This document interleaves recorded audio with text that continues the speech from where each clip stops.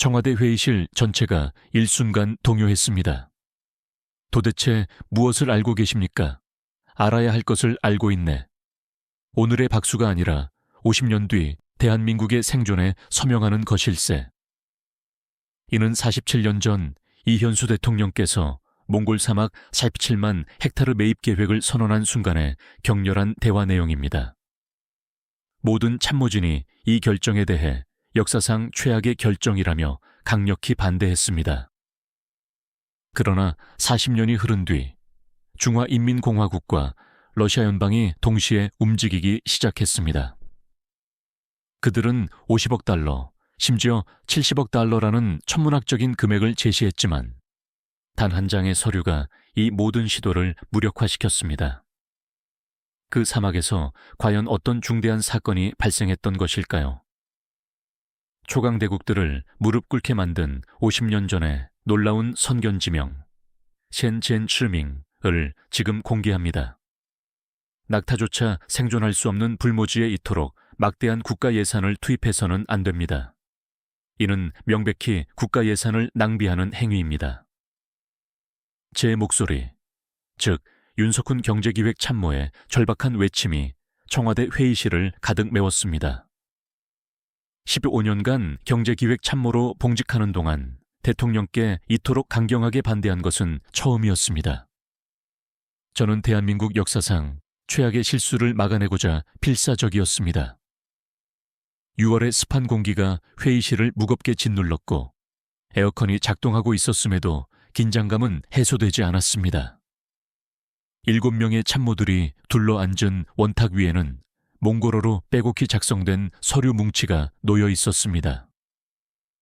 그 서류에 명시된 47만 헥타르라는 숫자는 제 머리를 짓눌렀는데 이는 서울 여의도 면적의 162배에 달하는 규모였습니다.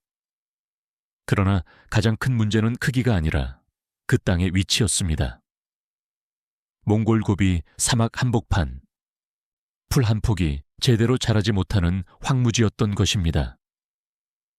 각하, 제 옆에 앉은 기획조정실장이 조심스럽게 서류를 펼쳐 보였습니다. 재무부의 정밀 분석 결과 이 예산을 투입한다면 포항에 대형 제철소를 추가로 건설할 수 있으며 당장 철강 생산량을 30% 증대시킬 수 있습니다. 그렇습니다. 이어서 외무부 차관이 의견을 보탰습니다. 더욱이 몽골은 지정학적으로 극히 불안정합니다. 소련과 중국 사이에 끼어 있는 국가로서 미래를 장담하기 어렵습니다. 이현수 대통령께서는 아무런 대답도 없이 창밖의 한강을 응시하고 계셨습니다. 유유히 흐르는 강물을 따라 대통령의 시선은 멀리 흘러갔습니다. 그 침묵이 길어질수록 제 가슴은 더욱 답답해졌습니다. 각하, 부디 말씀해 주십시오. 저는 다시 입을 열었습니다. 저 광활한 젖은 땅에서 도대체 무엇을 하시려는 것입니까? 물도 없고 나무도 없으며 거주하는 사람조차 없어 일할 인력조차 구할 수 없습니다. 회의실은 고요해졌고 모든 참모들이 제 주장에 동조했습니다. 고개를 끄덕이거나 걱정스러운 표정으로 대통령을 바라보는 이들로 인해 분위기는 점점 냉랭해졌습니다. 저는 속으로 생각했습니다. 이토록 많은 반대가 있으니 이번에는 대통령께서도 반드시 물러서실 것이다. 하지만 대통령께서는 천천히 고개를 돌려 저를 똑바로 쳐다보셨습니다. 그 눈빛에는 제가 이전에는 한 번도 본 적 없는 흔들림 없는 단단한 확신이 담겨 있었습니다. 윤 참모. 대통령의 목소리는 차분했지만 단호했습니다. 자네는 지금 오로지 철강 생산량만 생각하고 있군. 그것이 지금 우리나라의 경제 성장의 필수적인 요소입니다. 대통령께서는 제 말을 중단시키셨습니다. 경제도 물론 중요하네. 허나 생존은 그보다 훨씬 더 중요한 가치야. 생존이라는 단어에 저는 순간적으로 말문이 막혔습니다. 대통령께서는 자리에서 일어나 벽에 걸린 세계지도 앞으로 걸어가셨습니다. 손을 뻗어 몽골 고원의 한 지점을 짚으시며 질문하셨습니다. 전쟁이 발발하면 무엇이 가장 필요하겠는가? 아무도 대답하지 못했습니다. 식량과 연료가 필요하다. 특히 연료가 중요하지. 탱크가 움직이려면 기름이 필요하고 비행기가 비상하려면 항공유가 있어야 해. 그런데 우리나라는 대통령께서는 저희를 돌아보셨습니다. 석유가 단 한 방울도 나오지 않네. 전쟁이 터지면 일주일 안에 모든 탱크가 고철덩어리가 되고 말걸세. 국방부 차관이 조심스럽게 의견을 제시했습니다. 중동으로부터 수입하면 됩니다. 호르무즈 해협, 대통령께서 짧게 답하셨습니다. 호르무즈 해협 하나만 막혀버리면 어떻게 되겠나? 그때 가서 적군에게 우리 기름이 떨어졌으니 싸움을 중단하자고 요청할 셈인가? 이는 군인 출신다운 직설적이고 날카로운 반문이었고 누구도 반박할 수 없었습니다. 그럼에도 불구하고 저는 포기할 수 없었습니다. 각하, 그 중요성은 충분히 이해합니다. 하지만 왜 하필 사막이어야 합니까? 동남아시아 유전에 투자하거나 정유 공장을 추가로 건설하는 것이 훨씬 현실적인 방안이 아닙니까? 윤 참모. 대통령께서는 다시 제 이름을 부르셨습니다. 자네는 지금 오늘을 보고 있지만 나는 50년 후를 보고 있네. 50년 후라뇨. 제 목소리는 참을 수 없이 높아졌습니다. 50년 후에는 저 모래밭이 도대체 어떻게 된다는 말씀이십니까? 우리 군대의 심장이 될 걸세. 대통령의 대답은 간결했습니다. 전선이 무너져도 끊어지지 않는 보급선, 저기 결코 막을 수 없는 전략적 거점. 바로 저 사막이 그 역할을 할 것일세. 저는 도무지 이 현실을 이해할 수 없었습니다. 모래밭이 군대의 심장이라니, 황무지가 전략적 요충지라니, 대통령의 말씀은 점점 비현실적으로 들렸습니다. 각하, 도대체 무엇을 알고 계십니까? 분노와 좌절이 뒤섞인 제 목소리가 떨렸습니다. 알아야 할 것을 알고 있네. 대통령께서는 다시 자리로 돌아와 천천히 앉으시며 말씀하셨습니다. 나는 지금 당장의 박수가 아닌 50년 뒤 대한민국의 생존에 서명하려 하네. 대통령께서는 만년필을 집어 드셨습니다. 몽블랑 만년필의 검은 금속 표면에 형광등 불빛이 차갑게 반사되었습니다. 저는 그 장면을 지금도 잊을 수 없습니다. 대통령의 손에서는 단 한 점의 떨림이나 망설임도 찾아볼 수 없었습니다. 펜촉이 서명란에 닿았고 잉크가 천천히 종이에 스며들었습니다. 세 글자를 쓰는 데 걸린 10초의 시간은 저에게 영원처럼 느껴졌습니다. 그 10초 동안 저는 대통령을 멈추려 애썼으나 입이 열리지 않았습니다. 마지막 회기 끝나자 대통령께서는 도장을 꺼내 빨간 인주를 묻히고 종이 위에 힘주어 찍으셨습니다. 대한민국 국세가 선명하게 새겨졌습니다. 이제 끝이었습니다. 몽골 사막 47만 헥타르가 대한민국의 소유가 되었습니다. 각하, 저는 마지막으로 입을 열었습니다. 역사가 이 결정을 어떻게 평가할지 생각해 보셨습니까? 역사는 결국 진실을 알아볼 걸세. 대통령께서 서류를 정리하시며 답하셨습니다. 50년만 기다려보게.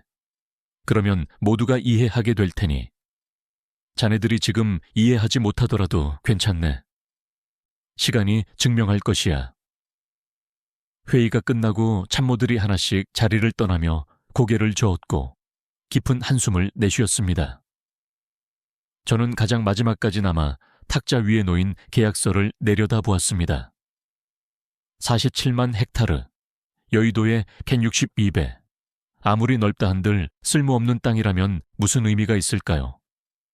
윤 참모는 남아있었군. 뒤에서 대통령의 목소리가 들려왔습니다. 모두 떠난 줄 알았는데 다시 돌아오신 것이었습니다. 각하.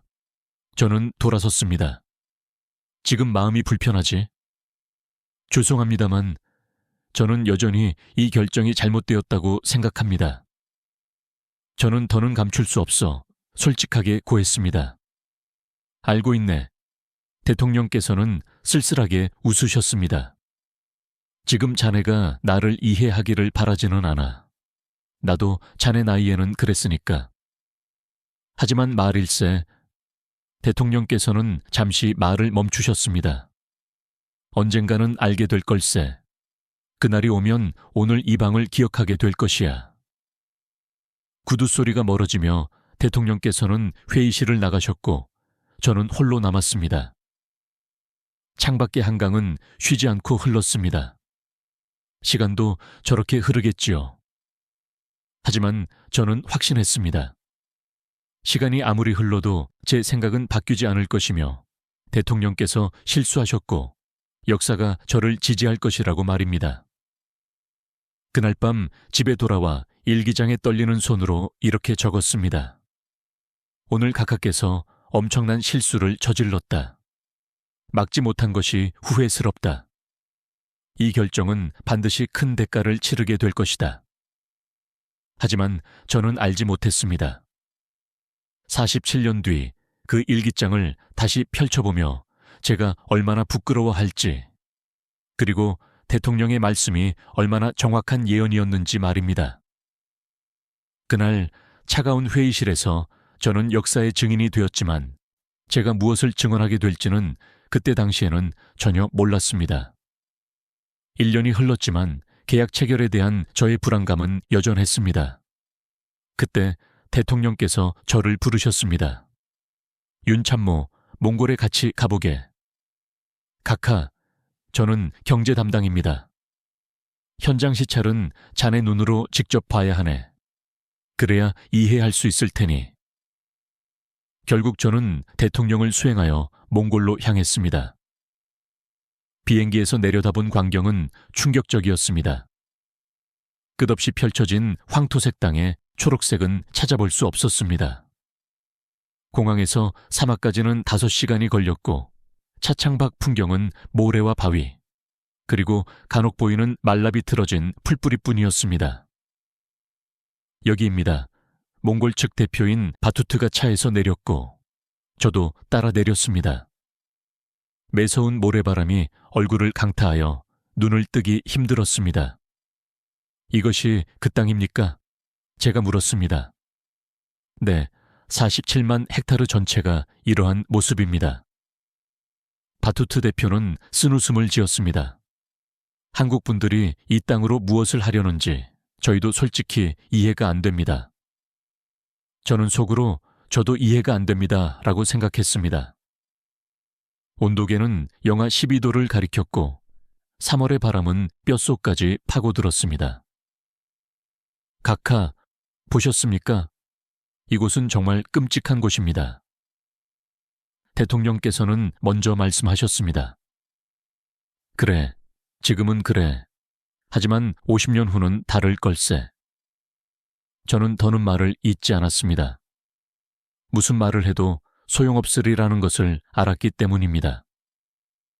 대통령께서는 땅바닥에 무릎을 꿇으시고 모래를 한 움큼 집어 드셨습니다. 모래는 손가락 사이로 흘러내렸습니다.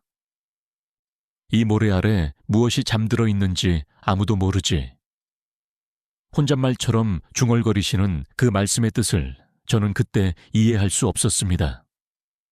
저녁에는 몽골 정부 인사들과의 만찬이 울란바토르의 한 호텔 연회장에서 열렸습니다. 몽골 측 대표단 10여 명이 참석했습니다. 식사가 끝날 무렵 대통령께서 자리에서 일어나 잔을 드셨습니다. 오늘 이 자리를 빌려 말씀드리고 싶은 것이 있습니다. 모두가 조용해졌습니다.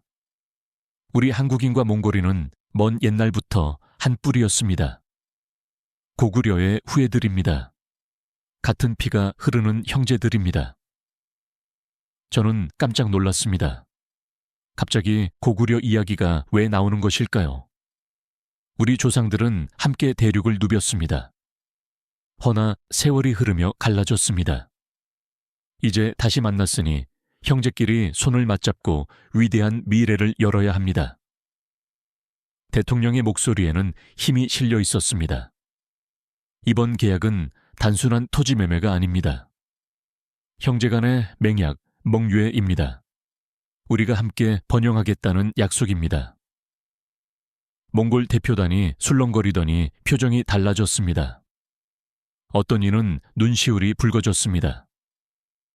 고구려 한 몽골 관료가 외쳤고, 맞습니다.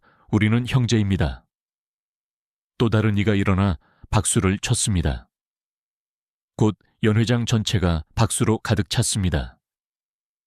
저는 놀라움을 금치 못했습니다.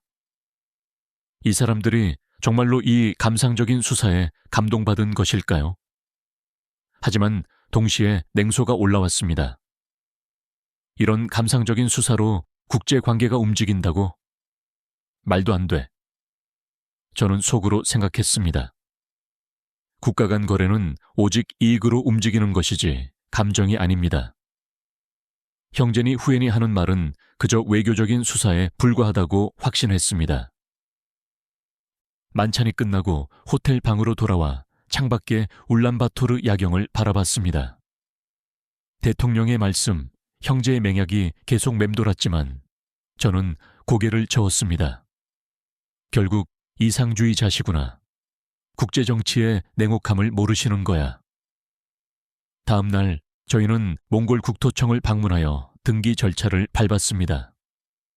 낡은 건물에서는 서류 냄새가 가득했습니다. 여기 서명하시면 됩니다. 몽골 관료가 서류를 내밀었고 대통령께서는 천천히 서명하셨습니다.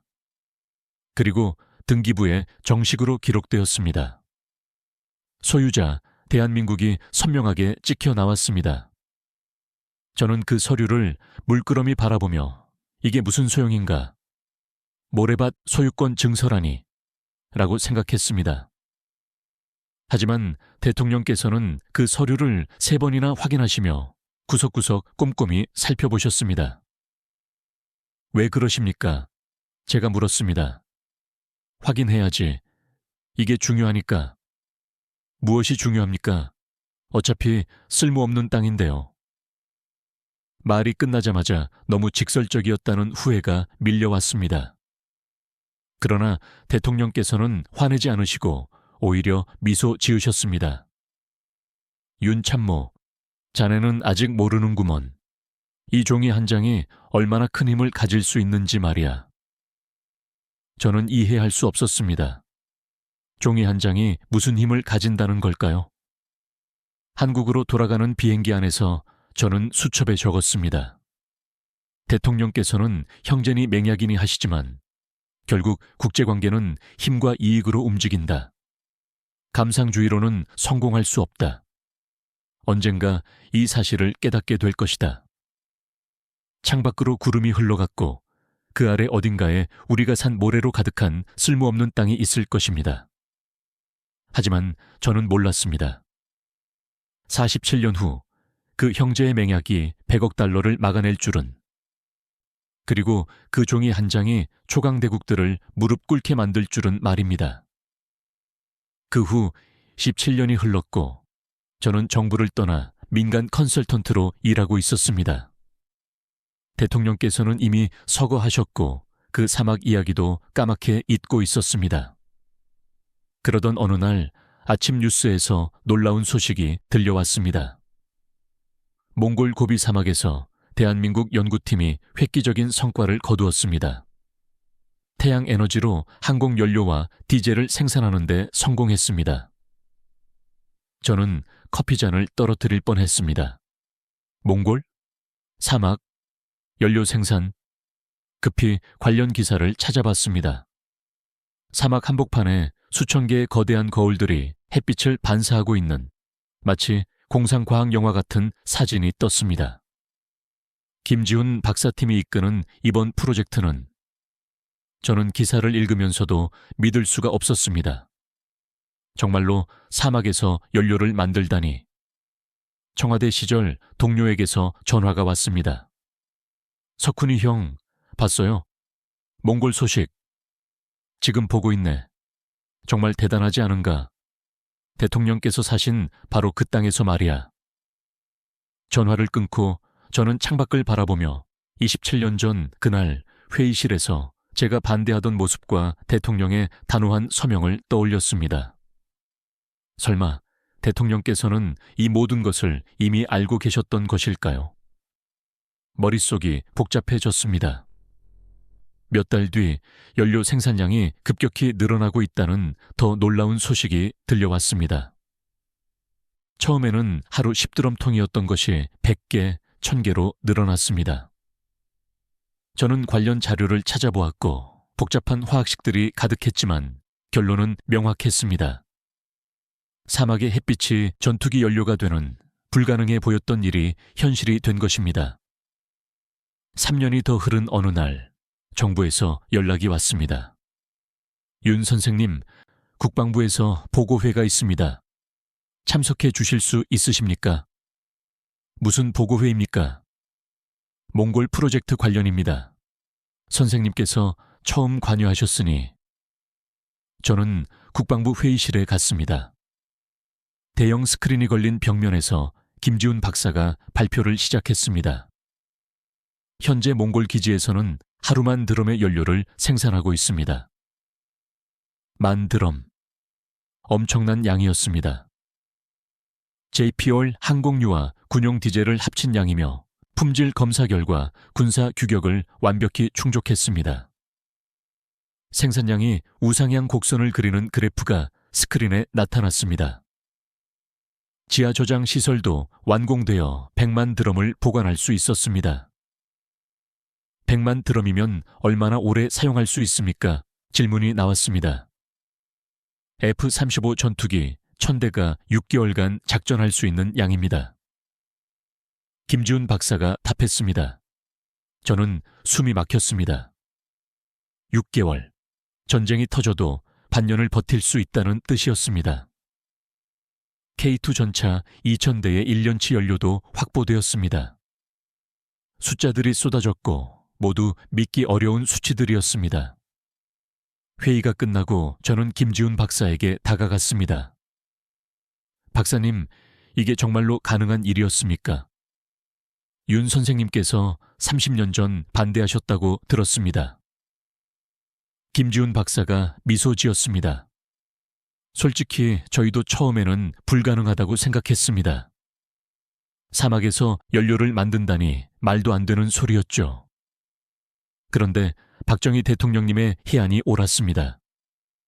그분은 30년 전에 이미 태양에너지 기술이 발전할 것과 그때가 되면 사막이 보물이 될 것을 내다보고 계셨던 겁니다. 저는 아무 말도 할 수 없었습니다. 집으로 돌아오는 길 멍하니 걸었습니다. 대통령께서는 정말 알고 계셨던 걸까? 아니면 운이 좋았던 걸까? 하지만 운이라고 치부하기엔 모든 것이 너무나 정확했습니다. 위치 선정, 규모, 시기 모든 것이 맞아떨어졌습니다. 그날 밤 저는 오래된 일기장을 꺼내 30년 전 제가 썼던 글을 읽었습니다.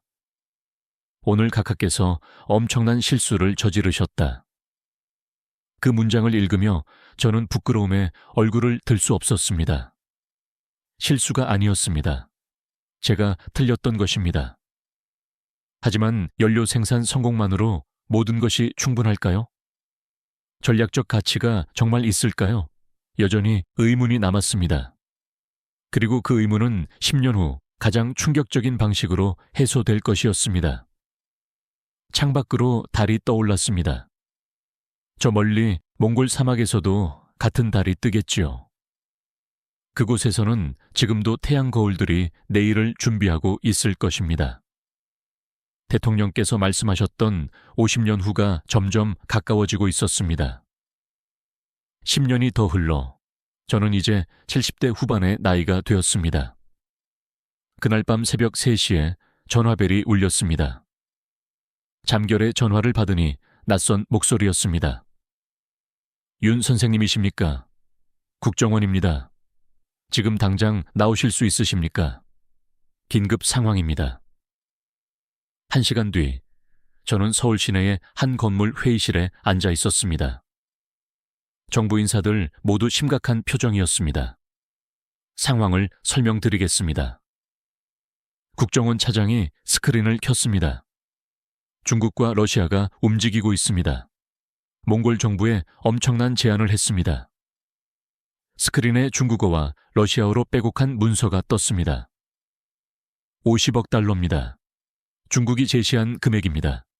러시아는 70억 달러를 제시했습니다. 무엇을 위해서입니까? 제가 놀라 물었습니다. 우리 땅입니다. 몽골 사막 47만 헥타르. 저는 숨이 막혔습니다. 그들이 왜 그 땅을? 에너지 때문입니다. 우리가 건설한 연료 생산 시설과 그 전략적 위치 때문입니다. 국정원 차장이 지도를 펼쳤습니다.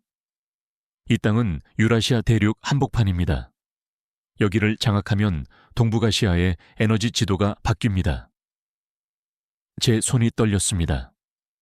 47년 전 대통령께서 말씀하셨던 전략 거점, 우리 군대의 심장이 떠올랐습니다. 몽골 정부의 반응은 어떻습니까? 외교부 차관이 답했습니다. 흔들리고 있습니다. 몽골의 GDP가 약 100억 달러 정도인데 70억 달러는 국가 예산의 절반이 넘는 금액입니다. 그럼 저는 말을 잇지 못했습니다. 대응 방안을 찾고 있습니다만 쉽지 않습니다. 회의실은 무거운 침묵에 잠겼습니다.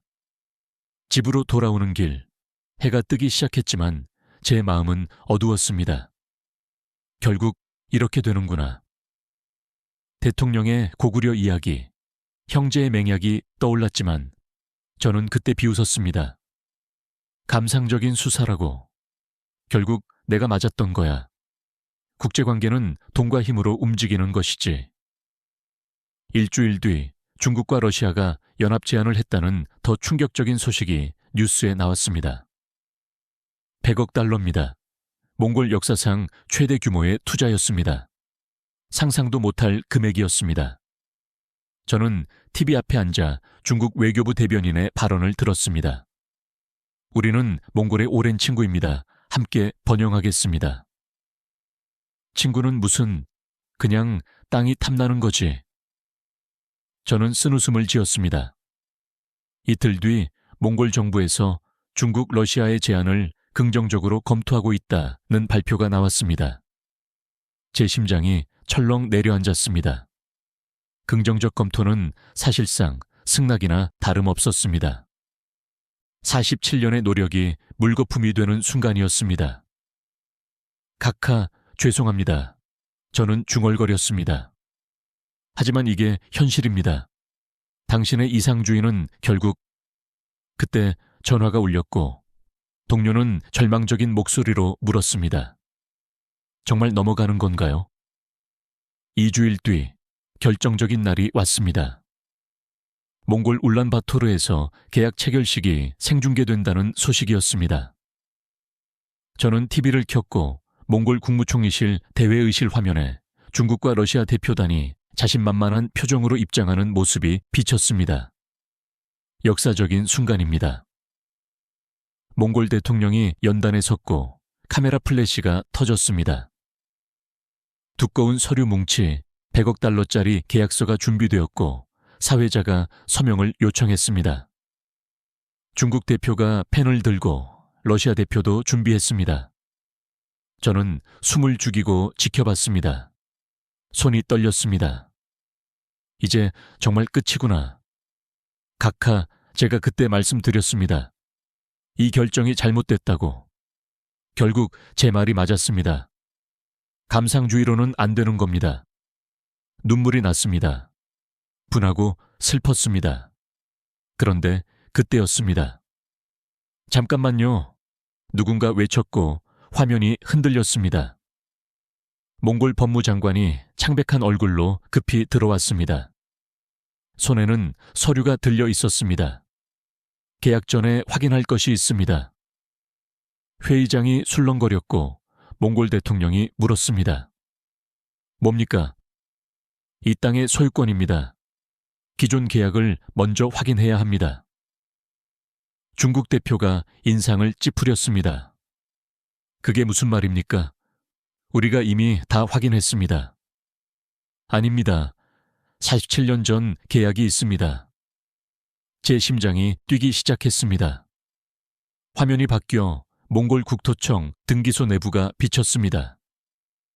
관료가 낡은 서류를 꺼내자 먼지가 날렸습니다. 여기 있습니다. 서류를 펼치자 저는 숨이 멎었습니다. 화면에 선명하게 보였습니다. 소유자, 대한민국, 그리고 그 아래 찍힌 47년 전 대통령의 바로 그 도장. 저는 소파에서 벌떡 일어났습니다. 저건 목소리가 떨렸습니다. TV 속 중국 대표는 당황했습니다. 그게 무슨 말입니까? 몽골 땅인데 왜 한국 소유라는 겁니까? 47년 전 정식으로 등록되었습니다. 법적으로 유효합니다. 등기소 과장이 설명했습니다. 러시아 대표가 서류를 빼앗아 꼼꼼히 살펴보고는 얼굴이 굳어졌습니다. 이게 정말입니까? 네, 등기부에 명확히 기록되어 있습니다. 저는 주저앉았습니다. 다리에 힘이 풀렸고 눈물이 쏟아졌습니다. 하지만 이번에는 슬픔이 아니었습니다. 당신은 그때 이미 47년 전 대통령께서 등기소에서 서류를 3번이나 확인하시던 모습이 떠올랐습니다. 제가 이해할 수 없었던 그 행동. 왜 그러십니까? 제가 물었을 때 확인해야지. 이게 중요하니까. 라고 답하셨던 그 말씀. 그때는 이해하지 못했지만 이제 알았습니다. 대통령께서는 언젠가 이런 날이 올 것이라는 걸, 누군가 이 땅을 탐낼 것이라는 걸 알고 계셨던 겁니다. 그리고 그때 우리를 지켜줄 것은 돈도 군사력도 아닌 바로 이 종이 한 장이라는 것을. TV 속에서 계약 체결식은 무산되었습니다. 중국과 러시아 대표단이 빠져나갔고 100억 달러는 한순간에 사라졌습니다. 저는 울었습니다.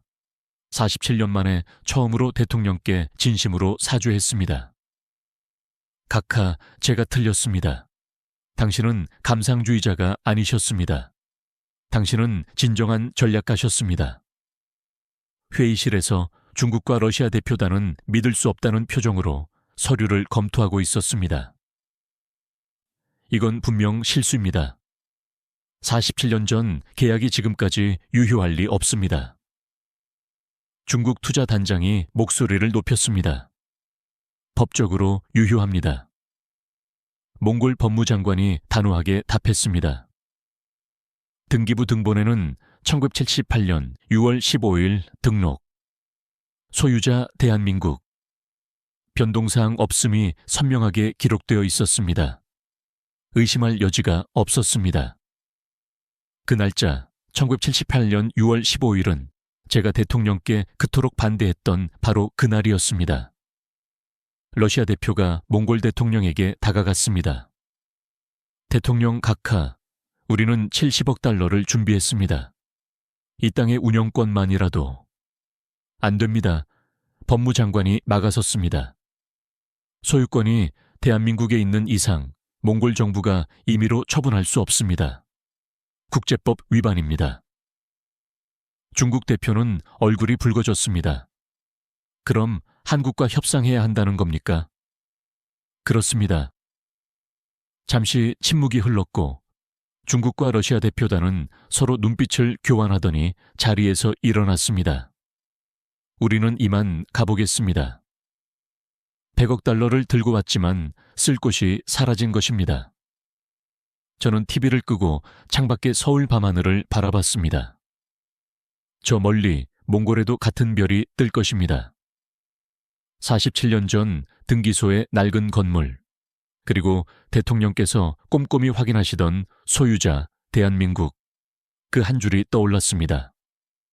저에게는 형식적인 절차로 보였지만 대통령께는 달랐던 것입니다. 정부 관계자에게서 축하 전화가 걸려왔지만 저는 쓴웃음을 지었습니다. 저는 반대했습니다. 끝까지 반대했어요. 모든 것은 각하의 해안입니다. 저는 아무것도 하지 못했습니다. 저는 서재로가 47년 된 일기장을 꺼냈습니다. 오늘 각하께서 엄청난 실수를 저지르셨다. 언젠가 이 결정이 큰 화를 불러올 것이다. 그 문장을 읽으며 부끄러웠습니다. 실수가 아니었습니다. 화를 불러오기는커녕 구원이 되었습니다.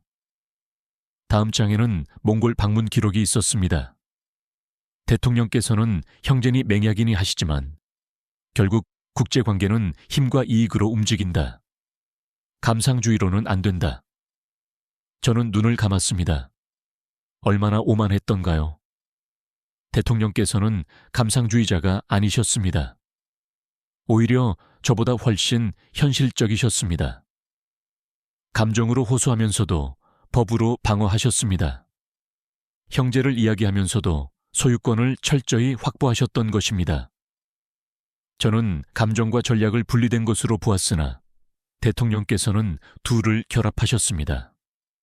형제의 맹약기라는 말의 진짜 의미는 단순한 수사가 아닌 법적 방패인 동시에 진정한 유대였던 것입니다. 다음 날 아침 몽골에서 성명이 나왔습니다. 몽골 정부는 대한민국과의 우호 관계를 더욱 강화할 것이며 우리는 47년 전 계약을 존중합니다. 몽골 대통령은 인터뷰에서 이현수 대통령께서는 우리를 속이지 않으셨습니다. 형제라고 하셨고 실제로 형제처럼 대해주셨습니다. 라고 말했습니다. 반면 다른 나라들은 의미는 명확했습니다. 저는 깨달았습니다. 100억 달러를 막은 것은 등기부였지만 그 등기부가 힘을 가질 수 있었던 것은 몽골의 협조 덕분이었고 그 협조는 47년 전 대통령께서 심어놓으신 형제의 신뢰 때문이었습니다. 저는 무릎을 쳤습니다. 이거였구나. 이것이 진정한 전략이구나. 법과 감정, 원칙과 인간미. 대통령께서는 둘 다 사용하셨던 것이다. 저는 대통령의 영정사진 앞에 섰습니다. 각하, 제가 틀렸습니다. 당신은 저보다 100배 더 현실적이셨습니다. 감상주의자는 당신이 아니라 바로 저였습니다. 눈물이 흘렀습니다. 당신은 47년 전에 오늘을 보셨고 그때 우리를 지켜줄 것이 종이 한 장일 것이며 그 종이가 힘을 가지려면 진정한 형제가 되어야 한다는 것을 알고 계셨습니다. 47년이 걸렸지만 이제야 당신을 조금 이해합니다. 하지만 이야기는 여기서 끝나지 않았습니다. 대통령의 해안은 여기서 멈추지 않았습니다. 2년 뒤 초겨울 정부에서 다시 연락이 왔습니다. 윤 선생님, 몽골에 가보시겠습니까? 직접 보셔야 할 것 같습니다. 말로는 설명이 어렵습니다. 무언가 큰일이 벌어진 것 같았습니다. 일주일 뒤, 저는 몽골행 비행기에 올랐습니다. 47년 만에 다시 가는 그곳이었습니다. 공항에는 지질학자인 최우진 박사가 흥분으로 가득한 얼굴로 저를 마중 나왔습니다.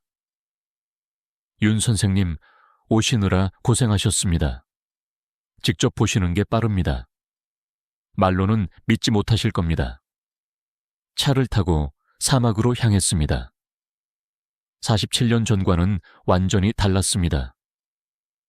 포장도로가 깔렸고 거대한 시설물들이 보였습니다. 태양 거울들이 햇빛을 받아 반짝였습니다. 저희는 최첨단 시설을 갖춘 거대한 지질연구소 앞에 멈췄습니다.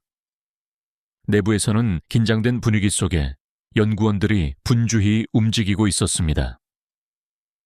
선생님, 최우진 박사가 심각한 표정으로 말했습니다. 3개월 전부터 새로운 장비로 지하 탐사를 시작했습니다. 뭔가 엄청난 것을 발견했습니다. 그는 회의실로 안내했습니다. 벽면의 대형 스크린에 지하 500mm 단면이 나타났습니다. 여기 이 붉은색 영역 보이십니까? 처음엔 오류인 줄 알았습니다. 신호가 너무 강해서요. 무슨 신호입니까? 방사능입니다. 저는 숨이 멎었습니다. 방사능이라면 우라늄입니다. 박사의 목소리가 떨렸습니다. 시추 결과 500mm를 파고 들어간 곳에서 검은 광석이 발견되었고 샘플 분석 결과 순도가 놀라웠습니다.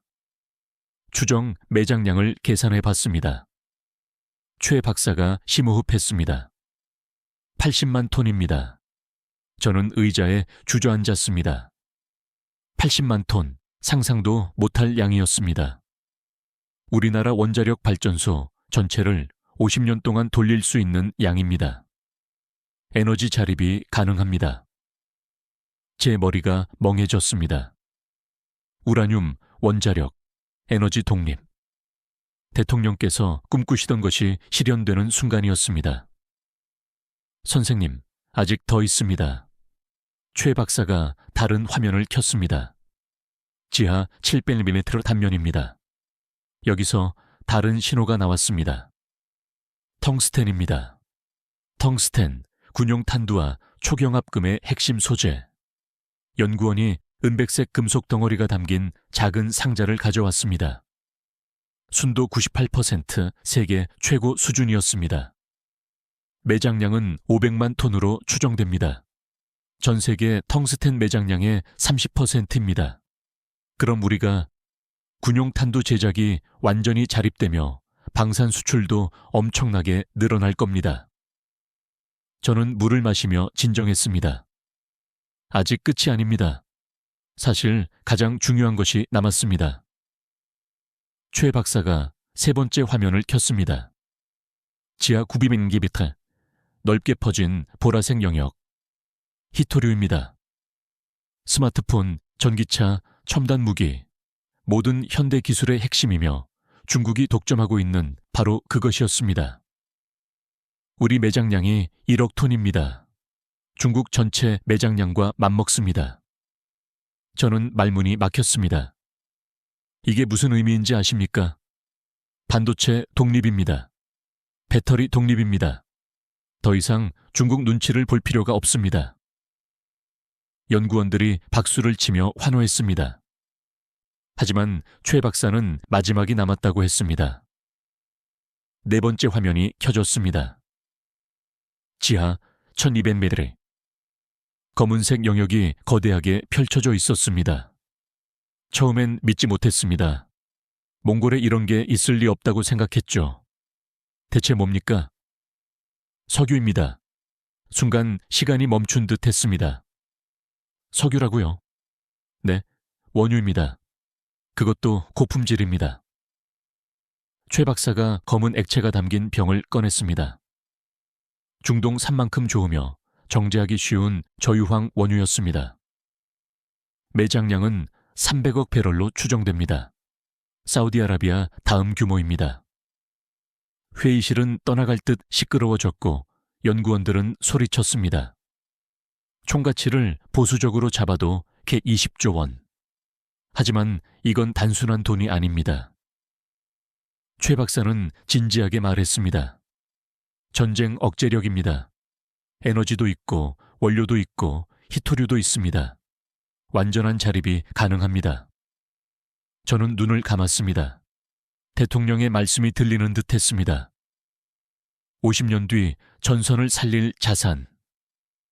정확히 맞아떨어졌습니다. 한치의 오차도 없었습니다. 선생님, 이현수 대통령께서 정말 이 모든 것을 알고 계셨을까요? 최 박사의 조심스러운 질문에 저는 잠시 생각했습니다. 47년 전 기술로는 이렇게 깊이 탐사할 수 없었으니까 지질 데이터는 없었을 겁니다. 그럼 어떻게? 해안입니다. 제가 답했습니다. 정확한 데이터 없이도 가능성을 보신 겁니다. 대륙 중심부의 지질학적 특성과 주변 지역의 자원 분포, 전략적 위치, 모든 것을 종합해서 판단하신 거죠.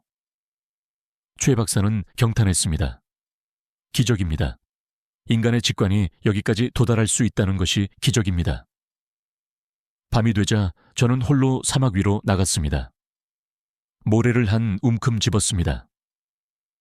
대통령께서도 47년 전 이렇게 하셨습니다. 이 모래 아래 무엇이 잠들어 있는지 아무도 모르지. 이제 알았습니다. 우라늄, 텅스텐, 히토류, 석유, 그리고 무엇보다 대한민국의 미래가 잠들어 있었습니다. 각하, 당신은 도대체 무엇을 보셨던 겁니까? 대답은 없었지만 저는 알았습니다. 눈에 보이는 것이 아닌 보이지 않는 가능성을, 현재가 아닌 미래를 보셨다는 것을. 3년 뒤 국방부에서 연락이 왔습니다. 윤 선생님, 훈련 참관하시겠습니까? 몽골 프로젝트 최종 검증입니다. 역사적인 순간이 될 겁니다. 저는 국방부 작전실로 갔습니다. 오늘부터 72시간 동안 가상위기 훈련을 실시합니다. 적의 기습으로 전쟁이 발발했다는 시나리오에서 목표는 72시간 안에 수도권 모든 전투부대를 전력 100%로 만드는 것입니다. 그게 가능합니까? 저는 의심스러웠습니다. 대통령께서 설계하신 시스템입니다. 보시겠습니다. 훈련이 시작되었고 새벽 4시 비상령이 발령되었습니다. 전국 유조차 부대 즉시 출동, 수송기 편대 이륙 준비 명령이 쏟아졌습니다. 작전실 분위기는 긴박했습니다. 전국 각지의 상황이 실시간으로 보였습니다. 경부고속도로에 100대의 유조차가 일렬로 늘어서 움직이기 시작했습니다. 대한민국 전역에서 500대의 유조차가 동시에 움직였고 공군 수송기 편대가 이륙했습니다. 첫 24시간 동안 평시에 미리 국내 곳곳에 분산 저장해둔 몽골산 연료가 주요 기지로 재배치되었습니다. 치밀하게 계획된 움직임이었습니다. 오전 8시 첫 번째 유조차가 오산 공군기지에 도착하여 보급이 시작되었고 F-35 전투기, KF-21 전투기 보급 가능 대수가 실시간으로 올라갔습니다. 저는 헬기를 타고 평택기지로 향했습니다. 활주로 옆에는 100대가 넘는 K2 전차들이 줄지어 서 있었고 유조차가 전차 옆에 서자 군인들이 재빠르게 호스를 연결했습니다. 디젤이 전차 탱크로 쏟아져 들어갔습니다. 보급이 완료될 때마다 정확한 보고가 이어졌습니다. 한 젊은 병사는 이 연료가 몽골에서 온 거 알아? 라는 제 질문에 네, 알고 있습니다. 47년 전 이현수 대통령께서 준비하신 거라고 들었습니다. 라며 자부심 가득한 얼굴로 웃었습니다. 이 젊은이들이 대통령을 기억하고 있었습니다. 24시간이 되자 첫 번째 마일스톤, 1차 목표가 달성되었습니다. 주요 공군 기지들이 녹색으로 바뀌었고 F-35 150대, KF-21 80대 출격 가능 상태가 되었습니다. 박수가 터져 나왔습니다. 이제 2차 목표인 육군 기계화 부대로 확대되었습니다. 유조차들이 파주, 연천, 철원 등 전방부대로 향했습니다. 48시간이 되었을 때 공군 전력 85%, 육군 전차부대 70%를 달성했습니다.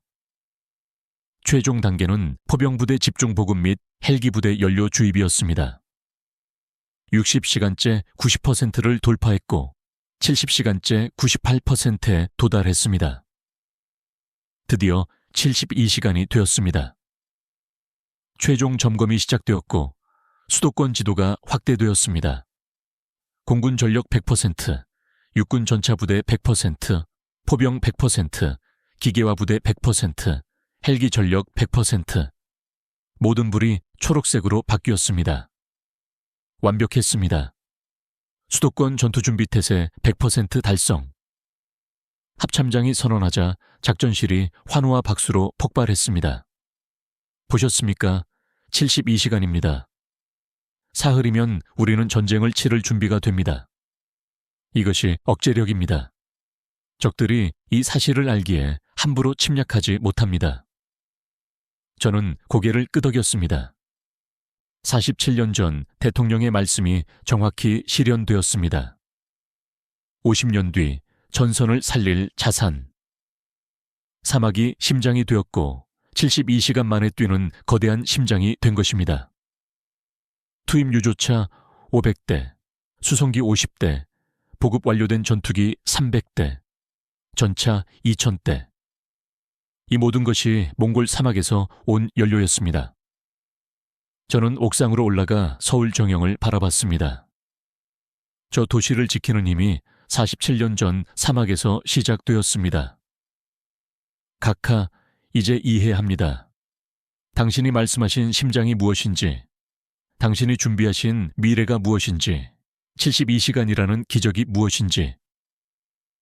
2년이 더 흘러 저는 이제 78세가 되었습니다. 저는 다시 몽골로 향했습니다. 하지만 이번엔 황량한 사막이 아닌 울란바토르 외곽의 한 마을이었습니다. 아이들의 웃음소리가 들려왔습니다. 깨끗하고 최신 의료 장비를 갖춘 현대식 병원은 한국이 지어준 것이었습니다.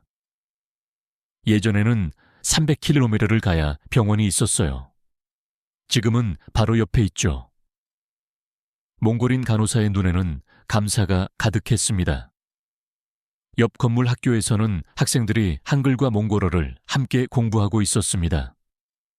한 학생은 유창한 한국어로 나중에 서울대학교에 가서 공학을 공부하고 싶어요. 라며 꿈으로 가득 찬 눈빛을 보였습니다. 멀리 공장에서는 3만 명이 태양거울 유지보수, 지하자원 채굴, 연료 생산 등의 좋은 일자리에서 일하고 있었습니다. 임금은 몽골 평균의 3배였습니다. 대통령께서 말씀하신 공동번영이 이루어지고 있었습니다. 이현수 대통령 기념관도 세워져 있었습니다. 작은 건물이었지만 정성스럽게 꾸며져 있었고 그 안에 유리 상자 속에는 47년 전 계약서 원본이 있었습니다. 이분이 우리의 은인입니다. 옆에서 한 늙은 몽골인이 말했습니다. 저는 47년 전 그 땅을 팔았던 사람입니다. 그때는 몰랐어요. 한국 대통령이 이렇게 멀리 보시는 분인 줄. 우리는 모래만 팔았는데 그분은 50년의 미래를 사셨어요. 저는 눈시울이 뜨거워졌습니다. 아이들이 나무가 심어진 거리에서 웃으며 뛰어놀고 사람들이 평화롭게 걷는 모습. 47년 전의 황량함은 사라지고 번영이 가득했습니다. 각하, 이제야 모든 것을 이해합니다. 47년 전 저는 고구려 후예라는 말을 비웃었습니다. 국제관계는 오직 이익으로 움직인다고 확신했습니다. 하지만 저는 완전히 틀렸습니다. 대통령께서는 이익도 챙기셨고 동시에 형제도 되셨습니다.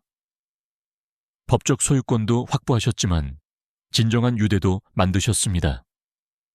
그래서 100억 달러 위기 때 몽골은 단순히 법 때문에 아니라 진정한 형제였기 때문에 우리 편을 들었던 것입니다. 한국은 에너지 독립을 얻었고 몽골은 일자리와 미래를 얻었습니다. 이것이 진정한 승리였습니다. 군사력도 자원도 중요하지만 가장 중요한 것은 사람이었고 함께 번영하는 관계였습니다. 대통령께서는 그것을 47년 전부터 보고 계셨습니다. 해가 지고 몽골의 석양이 하늘을 붉게 물들였습니다. 각하 47년이 걸렸습니다. 하지만 이제야 당신을 이해합니다. 당신은 감상주의자가 아니셨습니다.